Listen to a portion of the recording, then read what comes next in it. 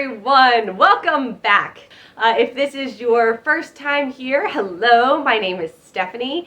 This is a newer YouTube channel, so it's just been on for a couple weeks, but it's good to see you. If you are new here, or if you have been here and you haven't done this yet, please hit the subscribe button, and that is helpful to me. For today, we are going to do, drum roll please, we are going to do the mommy scenario questions. So these are just questions that are pre-listed questions that have someone created. I don't know who created these questions. I just found them online, so I don't know who the original creator of these questions are. So whoever the mommy scenario questions creator is, that is where these questions came from. So there is no right or wrong to any of these answers. It's just, it is what it is. So if you were to answer something differently than mine, it's okay. These are very surface questions. It's nothing too in-depth or intense. Like they're simple questions. All right, let's get this started. Your kid is refusing to eat dinner. Do you stand your ground and demand they eat what you made, or make something else?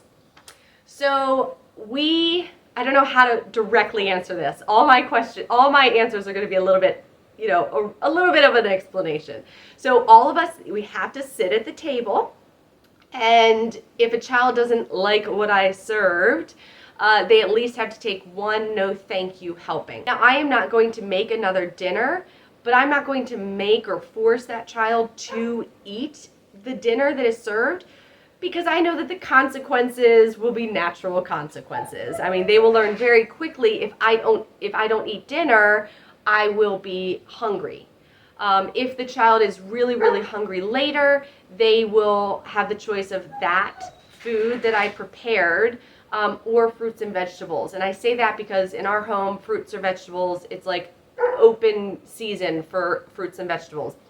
They don't have to ask me at all for any fruits and vegetables. They can have them at any point in time. Again, you might hear that and be like, "Oh, you let them have fruits and vegetables at all the time?" Yes, I do. And there's nothing sinful about that. So if you do it differently, that's okay. All right, next question. Your kid has a meltdown at the store. Nothing is working to calm them. Do you leave and come back another time, or grit your teeth and finish shopping? I would not finish shopping. I would, and actually I've had this happen. I've had it happen a couple times. And it kind of varies on situation. Again, sometimes you can't just have a straight answer for something, because different scenarios are different. I had one time that we had just started errands, and the child was acting up, and I had, my cart wasn't full, but it was semi-full. It had a few things in it. And at that point, I left the store, left the cart there, was able to calm the child down in the car, and then we went back into the store. And I had another scenario that I had been doing errands for most of the morning. My child was at that point, it was almost nap time, and this was years ago, by the way. It was almost nap time, and I knew that at that point it was close to lunch, close to nap time. We had been doing a lot of errands, and the child was just done. They were done, and so I left the cart in the store, went out to the car, tried to calm them down, but I could tell, your child, that child was, like I said, done. So I just left the cart, and we went home, had lunch, did naps, and it was a great rest of the afternoon, and I knew that I could do that grocery shopping later. As for staying in the store and allowing the temper tantrum to happen in the store, no. I have also picked up a child who is screaming and crying, and I will just walk out of the store. For me personally, I think it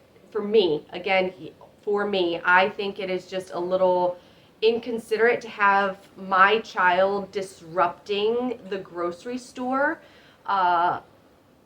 So I remove them from that situation. I'm not going to let them temper tantrum in the middle of the store where everybody can see them and hear them. That brings no good to anybody in that situation. One, the child is going to feel or be embarrassed by their behavior, and it's just not pleasant to see another child temper tantruming. Now, if that happens, all of us parents have been there. So if your child is temper tantruming in the store and you're not able to get them out, know that there's no judgment, at least from other parents, or at least there shouldn't be, because we have all been there. So again, there's no right or wrong whether you take your child out or have them tantrum. It is what it is. A child has free will, and so they will test that free will. They will use it. And so sometimes as us parents, we do the best we can. All right, your kid gets too many toys for their birthday. Do you make them return some, or do you save them for a rainy day? I'm in between this. So I don't make them return the new toys, but because most likely they want to play with and use the new toys, most likely. I can't think of a scenario that my child has not wanted to use a new toy. But we have certain spaces for their toys. So that is the space that they have for their toys, and it's plenty of space. So they would have to choose either getting rid of older toys or being creative with how to store them, but they would have to figure out how to keep said toys. And if they need to get rid of some other toys to make room for new toys, then they would have to do that. Hold on, my dog needs to come in. All right, next question. Your kid is protesting sleep. Do you give in at 3 a.m., get them up and turn on a movie, or continue to rock them, nurse them, etc., to try to get them back to sleep? I will definitely try to nurse, rock. Now, I'm not in the nursing phase, but I will try to get them back to sleep, whatever that will take. I don't want to let them get up and watch a movie. For me, I want them to see that sleep is important.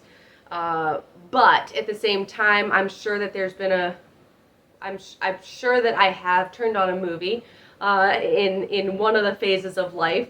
So again, no right or wrong here. I think there was a season that I was just exhausted, and I think my husband and I were like, here, just watch Daniel Tiger. So I think we have done that in the past, but that is definitely not a norm. I think that was like a 1 or 2 time exception.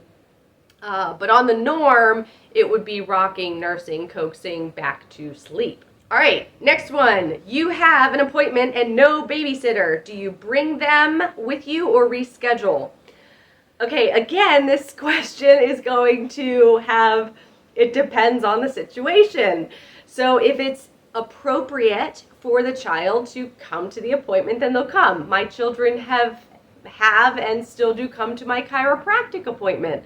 There was one time that I had a toddler, and I was pregnant, and I had a toddler, and the toddler came to my OB appointment. It was nothing, there was no internal exam or anything.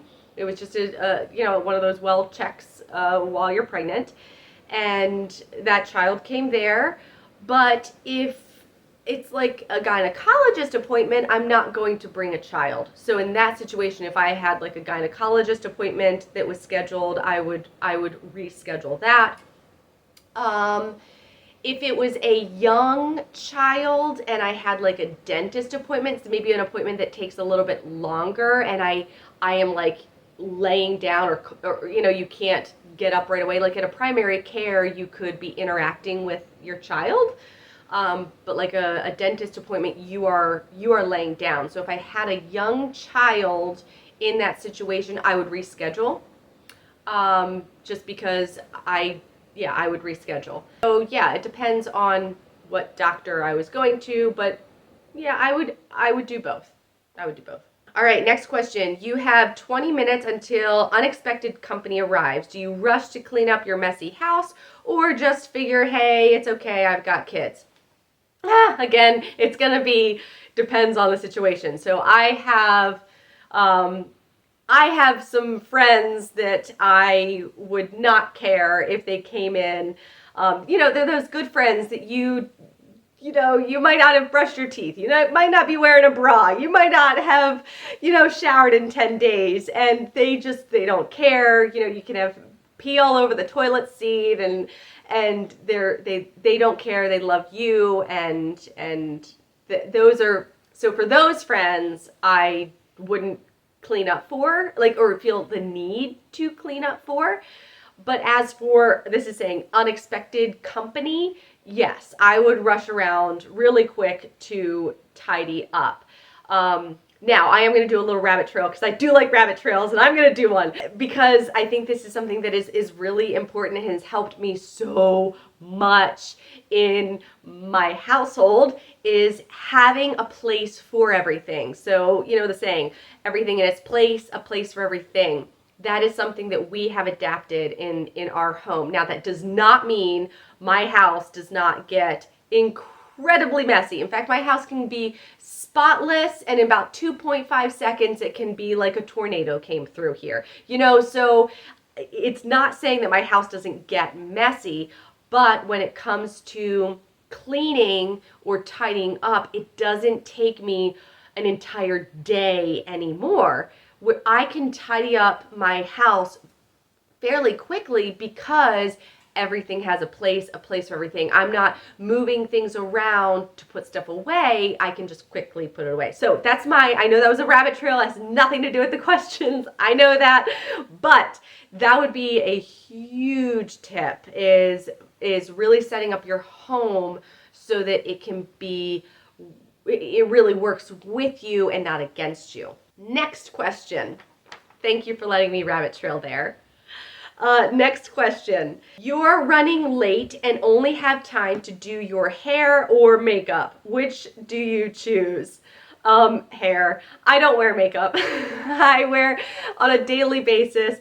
I might throw on mascara, maybe. But I just don't wear makeup. I love the look of makeup. I love, there's a couple people that I'm like, I love your makeup. You know, it looks great. I don't wear it. It was something that, for me, my husband doesn't respond to makeup. Like, he could care less whether I put on a face of makeup or not. Like, that doesn't do anything for him, if that makes sense. Like, he just doesn't like it. In fact, when I put on makeup, most of the time it's like, you don't need that. Like, it's so I don't wear makeup very often. If I wear makeup, I'm really doing it. I guess, I don't know why I wear makeup. I guess that's something to really think about. Why do I still own makeup if I don't wear it? I need to think about that. So I will do my hair, but I don't even do my hair. I brush my hair. That's all I do. I don't curl my hair. I don't blow dry my hair. I don't straighten my hair. I don't do anything with my hair. I brush it. Or I'll like put it in a really quick braid and throw it out of the way. That's what I do with my hair. I think what they call low maintenance when it comes to all of that. Like, I'm more of is it a crunchy mom? Am I a crunchy mom? I think that's what it's called. Granola mom? I always get it wrong. I just do natural face, natural hair, it is what it is.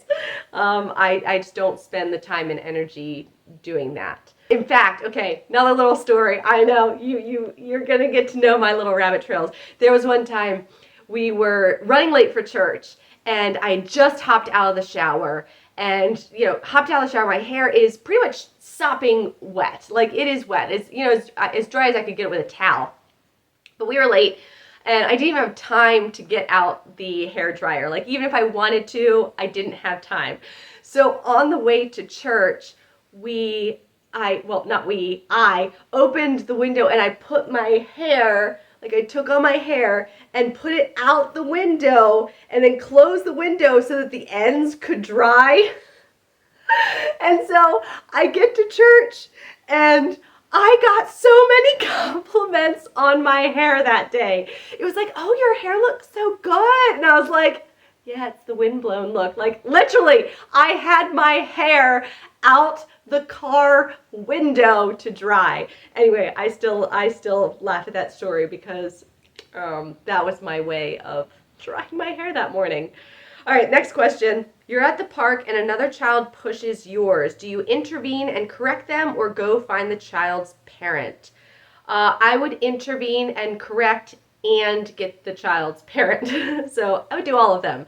I would, right off the bat, if I saw someone push my child, I would go over and say, hey, that's not nice. You may not do that.